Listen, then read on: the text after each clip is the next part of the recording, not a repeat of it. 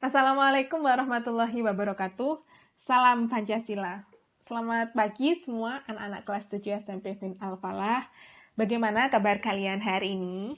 Ya, semoga semuanya dalam keadaan sehat dan terus semangat ya untuk belajar meskipun pembelajaran masih dilakukan secara daring. Nah, anak-anak di pembelajaran PPKN hari ini kita masih di bab 3, melanjutkan materi bab 3, yakni tentang perumusan dan pengesahan Undang-Undang Dasar Negara Republik Indonesia tahun 1945.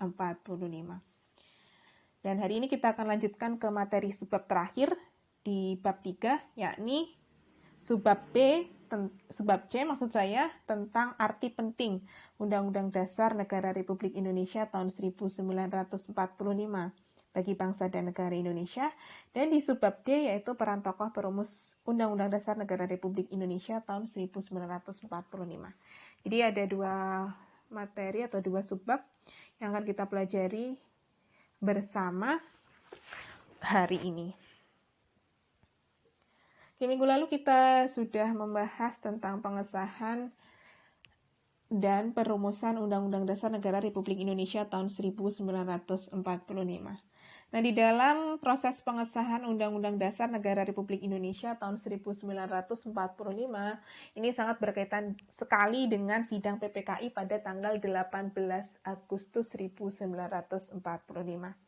Nah, adakah dari kalian yang masih ingat apa saja hasil sidang PPKI tanggal 18 Agustus 1945?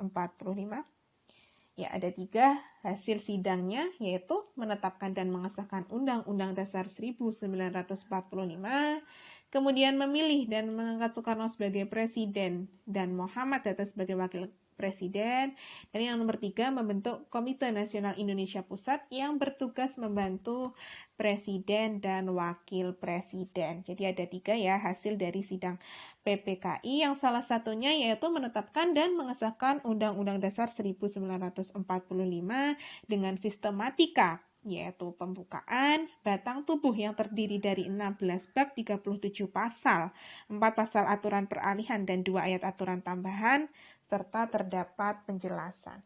Nah, sekarang mari kita lanjutkan ke materi subbab C yang akan kita bahas hari ini, yaitu mengenai arti penting Undang-Undang Dasar Negara Republik Indonesia tahun 1945 bagi bangsa dan negara Indonesia. Dan ada 4 pokok materi di subbab C ini, yaitu ada yang pertama yang akan kita bahas mengenai isi pokok pikiran pembukaan Undang-Undang Dasar 1945 yang termuat dalam Berita Negara Republik Indonesia tahun 2 nomor 7. Yang nomor 2 yakni mengenai arti penting Undang-Undang Dasar 1945 berdasarkan pembukaan Undang-Undang Dasar 1945. Yang ketiga mengenai kedudukan Undang-Undang Dasar 1945. Dan yang terakhir atau nomor 4 yaitu hubungan antara pembukaan Undang-Undang Dasar 1945 dan Proklamasi 17 Agustus 1945. Nah, sebenarnya seberapa penting sih keberadaan Undang-Undang Dasar Negara Republik Indonesia tahun 1945 bagi bangsa dan negara Indonesia? Menurut kalian seberapa penting? Tentunya sangat penting sekali ya, karena Undang-Undang Dasar ini digunakan sebagai dasar penyelenggaraan negara, mulai dari bagaimana jalannya pemerintahan, pembagian kekuasaan pada lembaga-lembaga negara, terus hak dan kewajiban rakyat, hak asasi manusia, ini semuanya diatur dalam Undang-Undang Dasar. Nah, bayangkan jika tidak ada Undang-Undang Dasar ini seperti apa? Tentunya akan terjadi ketidakharmonisan ya dalam suatu negara ini. Lembaga-lembaga negara atau pemerintah atau penguasa negara ini akan berbuat sewenang-wenang, terus kemudian masyarakat juga akan berbuat semaunya karena tidak ada peraturannya gitu. Jadi keberadaan daripada Undang-Undang Dasar ini sangat penting sekali. Nah, oleh karena itu, sebagai warga negara Indonesia, kita harus memupuk dan mengembangkan sikap patuh terhadap Undang-Undang Dasar 1945 agar tercipta ketertiban, keteraturan, dan kesejahteraan. Nah, berbicara mengenai arti penting Undang-Undang Dasar 1945, ini tidak bisa terlepas dari sistematika Undang-Undang Dasar 1945 itu sendiri ya. Nah, salah satunya di bagian pembukaan Undang-Undang Dasar 1945. Di bagian pembukaan ini terdapat isi pokok pikiran, yakni gambaran suasana kebatinan negara Indonesia. Nah, kita akan bahas isi pokok pikiran pembukaan Undang-Undang Dasar 1945 yang termuat dalam Berita Negara Republik Indonesia tahun 2 nomor 7. Untuk pokok pikiran pertama dari pembukaan Undang-Undang Dasar 1945, yaitu negara melindungi segenap bangsa Indonesia dan seluruh tumpah darah Indonesia dengan berdasarkan asas persatuan. Pembukaan ini menghendaki persatuan bagi segenap bangsa Indonesia dan seluruhnya. Ya, jadi di pokok pikiran pertama ini, negara mengatasi segala paham perseorangan dan yang terutama yaitu menghendaki persatuan dan mengedepankan persatuan. Seperti itu. Nah, selanjutnya untuk pokok pikiran yang kedua dalam pembukaan Undang-Undang Dasar 1945 yaitu negara hendak mewujudkan keadilan sosial bagi seluruh rakyat Indonesia. Nah, perwujudan keadilan sosial bagi seluruh rakyat Indonesia ini seperti ya terdapat perlindungan hak, terus persamaan kedudukan di depan hukum, terus kesejahteraan yang merata, terus mengutamakan kepentingan umum daripada kepentingan perseorangan. Ini sudah merupakan salah satu wujud keadilan sosial bagi seluruh rakyat Indonesia. Selanjutnya untuk pokok pikiran ketiga dari pembukaan Undang-Undang Dasar 1945 yaitu negara yang berkedaulatan rakyat berdasarkan atas kerakyatan dan permusyawaratan atau perwakilan. Nah, oleh karena itu, sistem negara yang berbentuk undang-undang dasar ini harus berdasar atas permusyawaratan rakyat dan perwakilan. Ini maksudnya di dalam pengambilan keputusan, ini harus didasarkan atas musyawarah sesuai kehendak rakyat dan juga harus melibatkan rakyat dan sesuai dengan kepentingan atau mengedepankan kepentingan rakyat dalam setiap pengambilan keputusan atau kebijakan, karena kedaulatan tertinggi ini berada di tangan rakyat. Untuk pokok pikiran keempat dari Undang-Undang Dasar 1945 yakni negara berdasar atas ketuhanan yang Maha Esa menurut dasar kemanusiaan yang adil dan beradab. Ini dimaknai bahwa pemerintah dan penyelenggara negara wajib memelihara budi pekerti, kemanusiaan yang luhur, dan memegang teguh cita-cita moral rakyat yang luhur gitu. Jadi di dalam setiap menyelenggarakan negara itu harus berpegang teguh pada nilai-nilai agama gitu. Nah, selain ada 4 pokok pikiran tadi dalam pembukaan Undang-Undang Dasar 1945, nah, 4 alinea pembukaan Undang-Undang Dasar 1945 ini juga memiliki atau mengandung cita-cita luhur serta pokok kaidah negara yang fundamental. Jadi maksudnya setiap alinea pada pembukaan Undang-Undang Dasar 1945 ini mengandung cita-cita luhur bangsa Indonesia yang hendak dicapai untuk mewujudkan kesejahteraan bagi bangsa dan negara Indonesia. Kita bahas satu persatu. Nah, untuk yang pertama di alinea pertama pembukaan Undang-Undang Dasar 1945 ini menjelaskan arti penting suatu kemerdekaan. Jadi setiap manusia memiliki hak kodrati untuk merdeka dan harus diperjuangkan. Dalam alinea ini ditegaskan sikap menolak penjajahan karena bertentangan dengan hak untuk merdeka gitu. segala penjajahan ini harus dihapuskan ya, karena tidak sesuai dengan peri kemanusiaan dan peri keadilan, sesuai dalam pembukaan Undang-Undang Dasar 1945. Kemerdekaan adalah hak asasi segala bangsa, dan oleh karena itu segala bentuk penjajahan harus dihapuskan karena tidak sesuai dengan peri kemanusiaan dan peri keadilan. Nah, untuk alinea yang kedua, ini menjelaskan arti penting cita-cita bangsa Indonesia, bahwa persatuan, kedaulatan, keadilan, dan kemakmuran adalah hal lain yang perlu diwujudkan. Kemerdekaan adalah jembatan menuju terciptanya keadilan dan kemakmuran rakyat. Selain itu juga di alinea kedua ini juga menggambarkan proses perjuangan bangsa Indonesia yang panjang dan penuh penderitaan dan yang akhirnya dapat meraih kemerdekaan. Seperti itu. Nah, untuk alinea yang ketiga di pembukaan Undang-Undang Dasar ini menjelaskan pernyataan kemerdekaan bangsa Indonesia.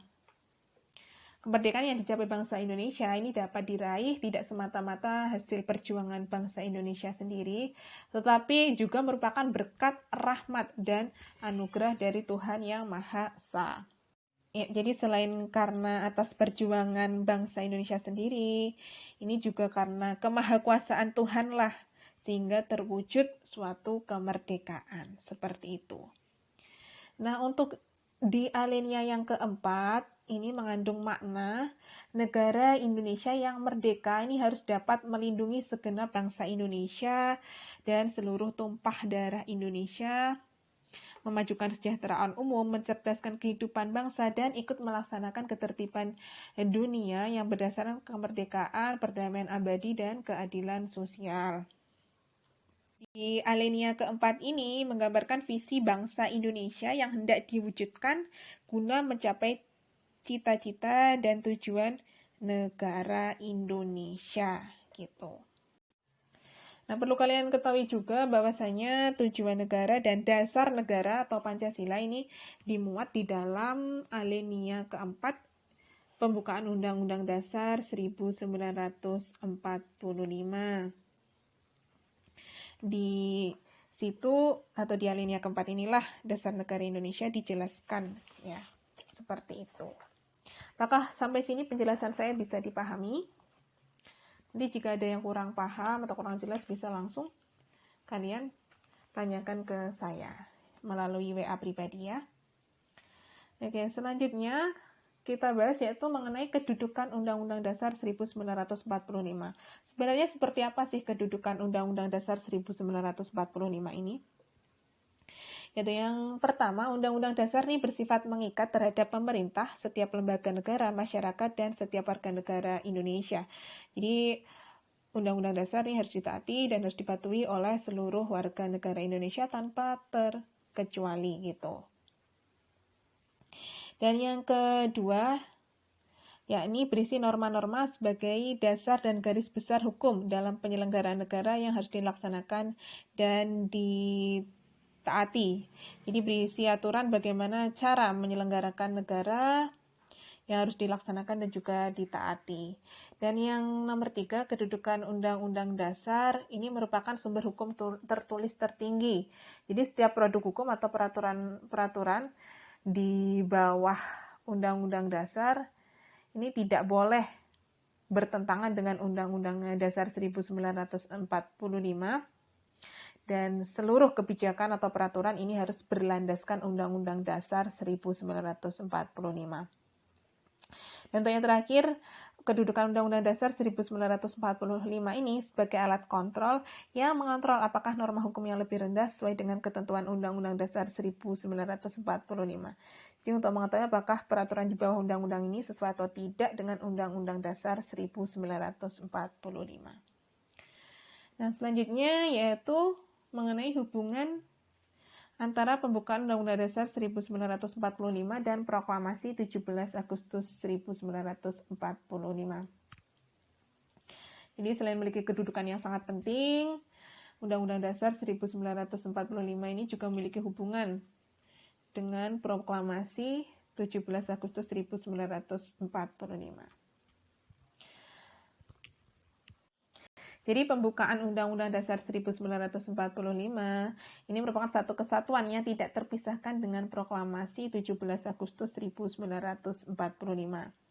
Jadi yang pertama hubungannya yaitu pernyataan mengenai proklamasi kemerdekaan ini ditetapkan pada alinea ketiga pembukaan Undang-Undang Dasar 1945. Seperti kalian ketahui, di alinea ketiga ini bunyinya yaitu atas berkat rahmat Allah yang Maha Kuasa dan dengan didorongkan oleh keinginan luhur supaya berkehidupan kebangsaan yang bebas, maka rakyat Indonesia menyatakan dengan ini kemerdekaannya. Nah, ini terdapat di alinea ketiga pembukaan Undang-Undang Dasar 1945.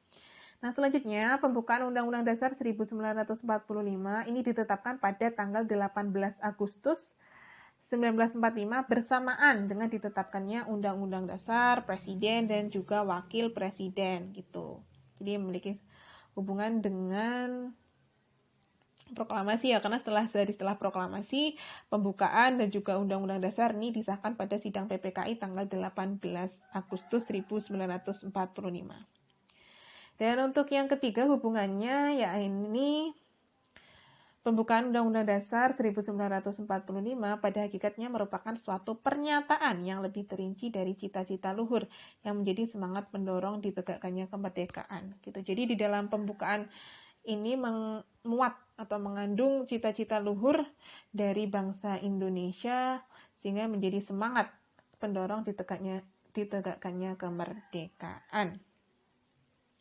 Nah, itu tadi penjelasan mengenai arti penting Undang-Undang Dasar Negara Republik Indonesia tahun 1945 bagi bangsa dan negara Indonesia. Nah, sekarang kita akan bahas mengenai bagaimana sih peran tokoh perumus Undang-Undang Dasar Negara Republik Indonesia tahun 1945. Ya, jadi para pendiri bangsa Indonesia yang merumuskan Undang-Undang Dasar 1945 adalah tokoh terbaik bangsa yang memiliki visi dan misi untuk kesejahteraan dan kesatuan Indonesia. Jadi mereka mewakili seluruh bangsa Indonesia dari berbagai suku, bahasa, golongan, dan agama. Jadi meski dalam proses perumusan terdapat berbagai perbedaan pendapat, ini semuanya dapat diatasi dengan sikap dan perilaku yang mengutamakan kepentingan bangsa dan negara di atas kepentingan pribadi dan juga kepentingan golongan.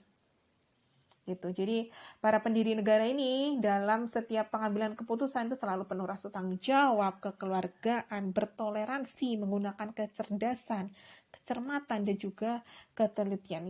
Saya harap nih kalian juga bisa mengambil sikap-sikap baik dari para tokoh perumus Undang-Undang Dasar, seperti tanggung jawab dalam melaksanakan tugas, toleransi antar teman, kecermatan, ketelitian ini saya harap kalian juga bisa menerapkannya dalam kehidupan sehari-hari, seperti itu. Nah, kerjasama ini adalah salah satu nilai yang ditunjukkan para pendiri bangsa dalam merumuskan dan mengesahkan Undang-Undang Dasar 1945. Jadi, para perumus Undang-Undang Dasar, tokoh perumus Undang-Undang Dasar ini saling bekerja sama, bahu-membahu mengeluarkan tenaga dan pikiran untuk membentuk dan merumuskan hingga mengesahkan Undang-Undang Dasar 1945. Di kerjasama yang bisa kalian lakukan kalau di sekolah ya seperti tugas piket, pramuka, kerja kelompok ini juga sudah merupakan perwujudan dari contoh kerjasama. Baik, itu tadi saya kira materi hari ini mengenai arti penting Undang-Undang Dasar Negara Republik Indonesia tahun 1945 bagi bangsa dan negara Indonesia dan juga peran tokoh perumus Undang-Undang Dasar Negara Republik Indonesia tahun 1945. Saya akhiri kegiatan pembelajaran hari ini. Semoga apa yang kita pelajari bersama menjadi ilmu yang bermanfaat. Mohon maaf apabila ada salah-salah kata. Jika ada yang kurang jelas dari materi ini, tolong langsung japri Bu Guru. Nggak usah sungkan, nggak usah malu, kita belajar bareng-bareng. Sekian saya akhiri. Wassalamualaikum warahmatullahi wabarakatuh.